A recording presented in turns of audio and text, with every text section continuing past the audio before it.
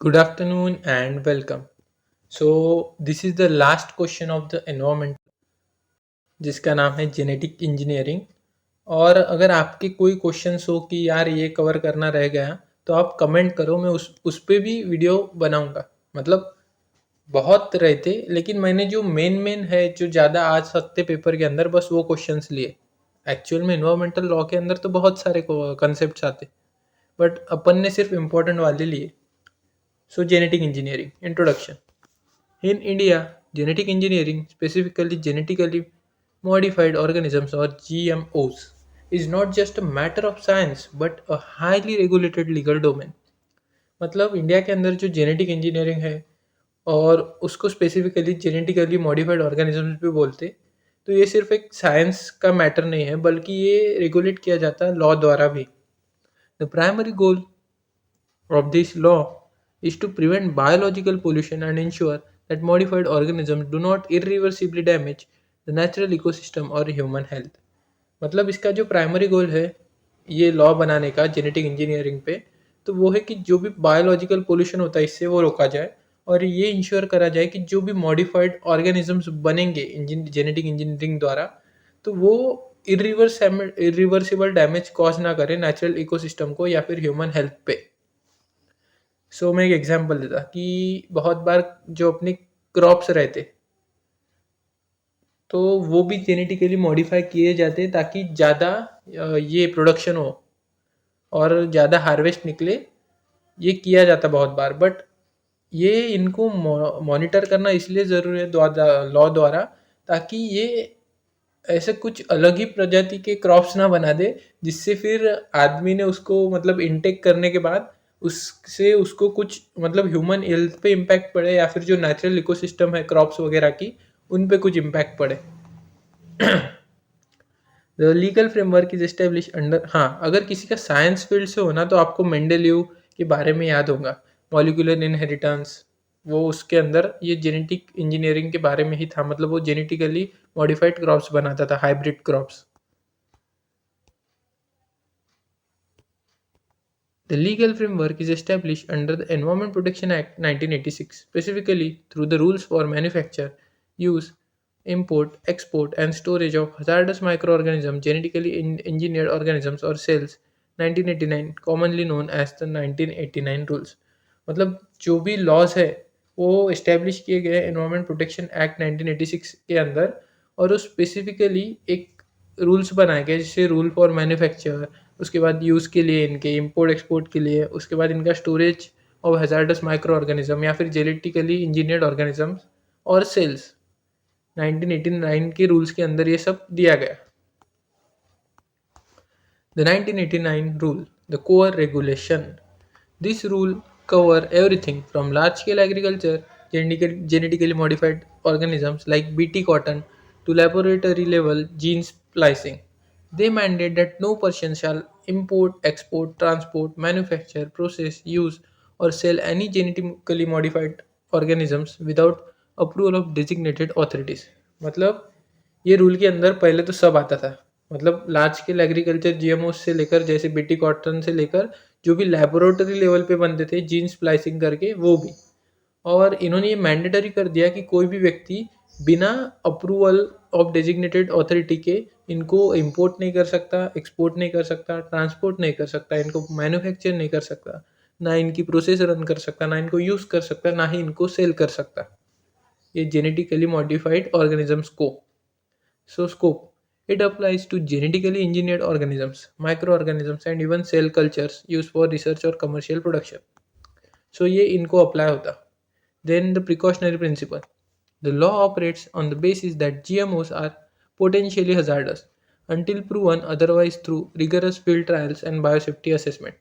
मतलब लॉ ये प्रिज्यूम करता कि ये जो भी जेनेटिकली मॉडिफाइड ऑर्गेनिजम्स है ये पोटेंशियली हजार्डस रहते हैं, मतलब ये बनने के बाद कोई ना कोई इम्पैक्ट कॉज करेंगे, मतलब बैड ही इम्पैक्ट रहेगा वो, ऐसा लॉ गृहित धरता। और उस वजह से लॉ उनको परमिशन तब तक नहीं देता जब तक इनकी बहुत बार ट्रायल ना हो जाए फील्ड के अंदर, और असेसमेंट के बाद ही इनको अप्रूवल देता। मतलब प्रिकॉशनरी प्रिंसिपल यूज़ करता है कि भले ही 100% गारंटी नहीं कि ये जेनेटिकली मॉडिफाइड ऑर्गेनिज्म कुछ पोटेंशियल हज़ार्ड कॉज़ करेंगे ही, लेकिन अगर थोड़ा भी मतलब लॉ को लगता ही पहले, क्योंकि उनमें चेंजेस करे रहते तो वो थोड़े रिस्की ही रहते। तो इसीलिए लॉ पहले ही प्रिकॉशन ले लेता, प्रिकॉशनरी प्रिंसिपल का यूज़ करके। Regulatory hierarchy 6 tier system. So इनको रेगुलेट करने के लिए एक हियरार्ची बनाई गई जिसको ही 6 टियर सिस्टम बोला जाता। India has one of the most structured regulatory pathways for genetic engineering involving multiple committees. So उसके अंदर आती ऑथोरिटीज़, देखते हैं अपन कौन से लेवल पे आते हैं और रोल क्या है उनका। सबसे पहली authority recombinant DNA advisory committee, ये नेशनल लेवल की कमेटी है और इनका रोल है monitor global developments in biotechnology and recommend safety regulation. मतलब दुनिया भर में जो भी डेवलपमेंट हो रहा है बायोटेक्नोलॉजी में, वो मॉनिटर करना और रिकमेंड करना अपने देश के लिए सेफ्टी रेगुलेशन इनसे रिलेटेड। ये RDAC का काम है और ये नेशनल लेवल पे काम करती। Then review committee on genetic manipulation, ये भी नेशनल लेवल की है। Monitor safety aspect of ongoing research project and issues permit for limited field trials. मतलब इनका काम है जो ऑलरेडी रिसर्च चल रहा है जिन प्रोजेक्ट पे, उनको मॉनिटर करना और परमिशन देना कि जो भी मतलब जो भी आपका जेनेटिकली मॉडिफाइड ऑर्गेनिज्म जो भी प्रोडक्ट बना आपका, उसको टेस्ट करने के लिए एक लिमिटेड नंबर ऑफ ट्रायल्स की परमिशन देते हैं ये लोग। ये भी नेशनल लेवल पे काम करते हैं। Genetic engineering approval appraisal committee, ये भी नेशनल लेवल पे काम करती। द अपेक्स बॉडी, मतलब ये अपेक्स बॉडी कहलाती। It grants final approval for the commercial release of GMOs into the environment. ये फाइनल अप्रूव करती कि अगर किसी ने भी कोई GMOs बनाया तो वो कमर्शियल यूज़ के लिए मतलब मार्केट में फिर बेचा जाए या फिर ट्रेड हो उसका, ये अलाउ करती है ये committee, genetic engineering appraisal committee. State biotechnology coordination committee, ये स्टेट लेवल पे काम करती, नाम से समझ में आ रहा है। ये काम करती है act as watchdog at state level to inspect and investigate any violation. ये स्टेट लेवल पे इंस्पेक्शन का काम करती है और इन्वेस्टिगेशन का काम करती है कि कोई कुछ लॉ वायलेट कर रहा क्या। देन डिस्ट्रिक्ट लेवल कमेटी, ये डिस्ट्रिक्ट पे काम करती। Monitors compliance at the local level and reports to SBCC and GEAC। मतलब ये डिस्ट्रिक्ट लेवल या फिर लोकल लेवल पे देखता सब कुछ और उसकी रिपोर्ट सेंड करता स्टेट बायोटेक्नोलॉजिकल कोऑर्डिनेशन कमेटी को। इंस्टीट्यूशनल बायोसेफ्टी कमेटी, ये इंस्टीट्यूशन लेवल पे रहती। एवरी यूनिवर्सिटी और company doing genetic engineering research must have this to approve their internal experiment. तो ये हर जो यूनिवर्सिटी या फिर जो भी कंपनी ये रिसर्च कंडक्ट कर रही, उनकी अपनी अपनी इंस्टीट्यूशनल बायोसेफ्टी कमेटी रहती जो अप्रूव करती एक्सपेरिमेंट करना। सो अपन ने मतलब 6 टियर सिस्टम देखा, जिसमें सबसे पहले RDAC आती जो कि नेशनल लेवल, RCGM आती नेशनल लेवल, GEAC आती नेशनल लेवल। फिर state biotechnology coordination committee SBCC state level, district level committee district level and institutional biosafety committee institutional level पे। Key environmental concerns, the law addresses 3 major ecological risk. मतलब law 3 risk को address करता अगर मतलब genetically modified organisms हो तो सबसे पहले horizontal gene transfer, the risk of a modified gene jumping from a GM crop to a wild weed creating a super weeds that are resistant to all herbicides। मतलब सबसे पहले तो law consider करता कि हॉरिजॉन्टल जीन ट्रांसफर हो सकता कि pollination नाम की चीज़ रहती। अगर किसी ने जेनेटिकली मॉडिफाइड क्रॉप बनाए और उधर अच्छे क्रॉप भी थे और ये जेनेटिकली मॉडिफाइड क्रॉप भी लगाए उसने खेत के अंदर, देन क्या हुआ कि पॉलिनेशन के जरिए जेनेटिकली मॉडिफाइड क्रॉप की जो ये थे एंथर बोलते उसको, ये मतलब हवा के जरिए जो वीट थी उधर, जो उसको अपन क्या बोलते वो जंगली घास जिससे वो खेत वगैरह तबाह होते, इसलिए उसको काटना पड़ता वीट को। तो उनके स्टिग्मा पे जाके इस जेनेटिकली मॉडिफाइड प्लांट्स के एंथर लग गए, तो उसकी वजह से अभी क्या हो गया, एक अलग ही प्रकार का जीन बन गया और वो सुपर वीड्स बन गया। मतलब वो इतने तेजी से बढ़ रहे हैं कि उनको हैंडल करना मुश्किल हो रहा और इसकी वजह से जो फसल है वो पूरी बर्बाद हो रही। तो ऐसा ना हो इसलिए लॉ सबसे पहले प्रिकॉशन लेता। Then biodiversity loss, the fear that genetically modified organisms might outcompete natural species leading to monoculture that wipes out the indigenous variety. मतलब एक डर ऐसा है कि ये जो भी जेनेटिकली मॉडिफाइड ऑर्गेनिजम्स हैं, ये बहुत मतलब अच्छे रहते हैं, जो नेचुरल जो स्पेसीज रहते हैं उनसे ये मतलब इन पे टेस्ट वगैरह होते हैं, बहुत सारे साइंटिस्ट इन पे रिसर्च करके इनको बनाते, और ये अच्छे ही रहते जो नेचुरल स्पेसीज है उनसे। तो इसकी वजह से ऐसा ना हो कि जो नेचुरल स्पेसीज है लोग उनको लगाना ही छोड़ दें और ये सिर्फ जेनेटिकली मॉडिफाइड ही यूज़ करें सभी लोग, तो ये मोनोकल्चर हो जाएगा फिर। इसलिए लॉ को ये डर भी रहता कि अगर इनको परमिट करा तो साला यही मार्केट में ना चले, जो नेचुरल थे वो लोग यूज़ करना ही बंद कर दे। Target and non target organism, ensuring that a toxin meant to kill a specific pest like the bollworm doesn't accidentally kill beneficial insect like bees or butterfly। मतलब ये भी इंश्योर करता लॉ कि जो भी टॉक्सिन बने हैं किल करने के लिए, जो भी पेस्ट रहते हैं जैसे बॉल वॉर्म, जो भी मतलब खेत फसलों पे कीड़े लगते हैं उनको किल करने के लिए जो भी टॉक्सिन बने हैं, वो एक्सीडेंटली बेनिफिशियल इंटेक्ट जो है जैसे बीज या बटरफ्लाई, क्योंकि ये पॉलिनेशन का काम करते, तो ये ना मर जाए। मतलब ऐसे भी टॉक्सिन ना बनाओ आप रिसर्च करके कि जिससे वो तो मरे ही, जो कीड़े लगते थे खेतों में उसके साथ जो अच्छे कीड़े थे जैसे बीज हो गया बटरफ्लाई वो भी मर जाए।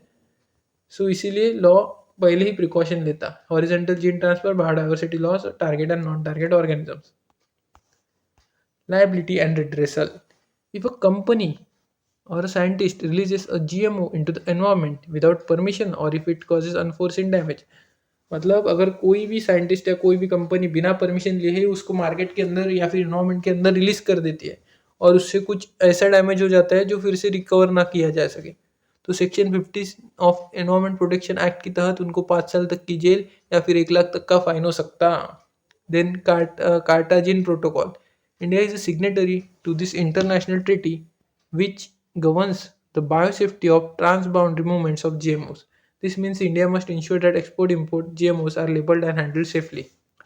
मतलब इंडिया ने एक्सेप्ट करा जो भी टर्म्स इस इंटरनेशनल ट्रीटी के अंदर साइन हुए कार्टाजेना प्रोटोकॉल के अंदर, कि जो भी ट्रांस बाउंड्री मूवमेंट्स है जीएमओस की उनके रिगार्डिंग, मतलब अगर किसी देश से कोई जेनेटिकली मॉडिफाइड ऑर्गेनिज्म अपने देश में आता है या फिर अपने देश का किसी दूसरे देश में जाता है तो वो उसके ऊपर एक प्रॉपर लेबल रहे और वो सेफली हैंडल करा जाए। Current debate, food versus environment. While BT cotton is the only genetically modified crop legally cultivated in India, others like BT brinjal and DMH1, DMH11, GM mustard have faced intense legal battle। मतलब India के अंदर अभी सिर्फ BT cotton को permission मिली और जो BT brinjal है और जीएम मस्टर्ड है वो अभी भी कोर्ट के अंदर उन पे केसेस चल रहे। जुडिशियरीज role, The Supreme Court and the National Green Tribunal often step in to stay the release of GM crops if they feel biosafety data hasn't been shared transparently with public or if the impact on honeybees hasn't been studied। मतलब supreme court और national green tribunal ने बहुत बार जो भी ये crop release करने की permission दी थी उस पर स्टे भी ला दिया, क्योंकि वो बायोसेफ्टी डाटा उन्होंने ट्रांसपेरेंट नहीं रखा, मतलब लोगों के साथ शेयर नहीं करा कि इससे कोई आपको हज़ार्ड वगैरह नहीं है, ये सेफ़ है, आप इनको खेत में लगा सकते वगैरह वगैरह, या फिर ये भी प्रूव नहीं करा कि इससे जो हनी बीज हो गए या फिर जो भी बटरफ्लाइज हो गए उनको कोई इम्पैक्ट नहीं होता। तो उस कंडीशन में कोर्ट बहुत बार स्टे ऑर्डर भी पास करता है इनको रिलीज करने से पहले। Genetic engineering is regulated as a hazardous activity under the environment protection act 1986।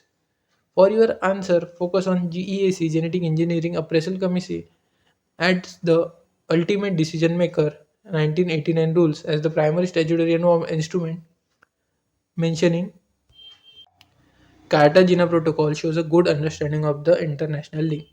सो इधर अपना ये जेनेटिकली मॉडिफाइड ऑर्गेनिजम्स का क्वेश्चन खत्म होता है, जेनेटिक इंजीनियरिंग का क्वेश्चन।